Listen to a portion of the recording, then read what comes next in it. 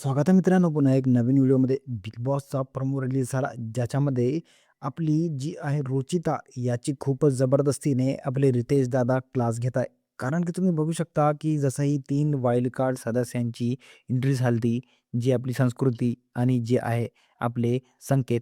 तर तुम्हाला माहीत असेल पहिल्याच दिवशी रुचिता एकदम तिघांना जबरदस्त घाबरली. म्हणजे घाबरत होती, परंतु उलटा जबाब देऊ लागली आणि त्या तिघांना सुद्धा मतलब काही पण बोलू लागली आणि त्या तिघांची रिस्पेक्ट करू लागली नाही. हे आपल्या रितेश दादाला अटकलं आणि रितेश दादा डायरेक्ट भाऊच्या धक्क्यामध्ये आल्याबरोबर आपल्या रुचिताला म्हणू लागले, की "तुमचं हे वागणं म्हणजे मला पटलं नाही. आत्तापर्यंत तुम्ही माझ्या फेव्हरेट टॉप 5 कंटेस्टंटमध्ये होते, परंतु आता तुम्ही असली वागणुकी तुमची बघून माझ्या नजरेतून तुमची इज्जत गेलेली आहे."